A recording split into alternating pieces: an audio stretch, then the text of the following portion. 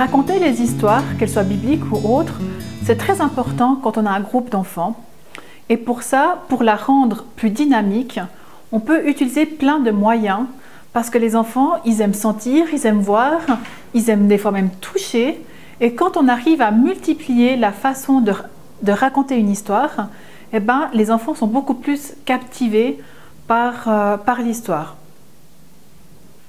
Vous pouvez raconter une histoire avec toutes sortes de bruitages. Alors ce qui peut être intéressant, c'est que c'est vous qui racontez l'histoire et puis le public, ça peut être les enfants, mais ça peut être, si c'est dans le cadre d'un culte, toute l'assemblée fera les bruitages de votre histoire. Alors vous les préparez en avance, par exemple, vous dites, ben voilà, quand on va parler de la pluie, quand on dit le mot pluie, vous allez faire le bruit de la pluie. Quand on parle d'une foule qui est en train de discuter, ben vous ferez les gens qui discutent. Et puis, vous préparez donc l'histoire avec votre public. Et ensuite, vous racontez l'histoire. Et quand vous prononcez le mot pluie ou le mot foule, ben, le public fait le bruitage.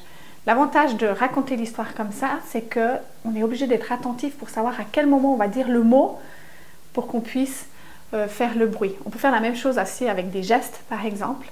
Et puis, ça permet vraiment au public, aux enfants, de rester attentifs et puis de se réjouir du moment où ils vont pouvoir agir, être acteurs de l'histoire. Sur Internet ou sur notre site, on trouve plein d'histoires qui sont racontées comme des dessins animés ou aussi des images.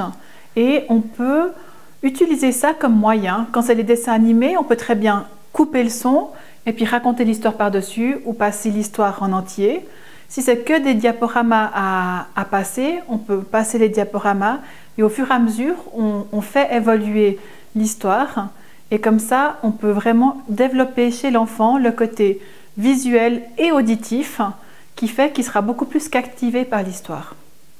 Vous pouvez utiliser un kamishibai pour raconter une histoire. Vous ne connaissez pas le kamishibai? Allez voir notre vidéo qui en parle. Quand on raconte une histoire, ce qui peut être chouette de faire avec des enfants, c'est de la vivre. Alors peut-être que c'est celui qui raconte l'histoire, qui va vivre l'histoire, qui va se mettre dans la peau des personnages, qui va bouger sur la scène, qui va être acteur, mais ça peut être aussi les enfants qui sont acteurs. On a des accessoires, on a une cape, on a une couronne, on a ce dont on a besoin et les enfants viennent et jouent un rôle. Et puis le fait de pouvoir vivre l'histoire, ça leur permet aussi de mieux la mémoriser. Évidemment, il ne faut pas obliger les enfants, parce qu'il y a des enfants qui n'aiment pas du tout être sur le devant de la scène, et ça, il faut vraiment respecter pour ne pas les mettre mal à l'aise.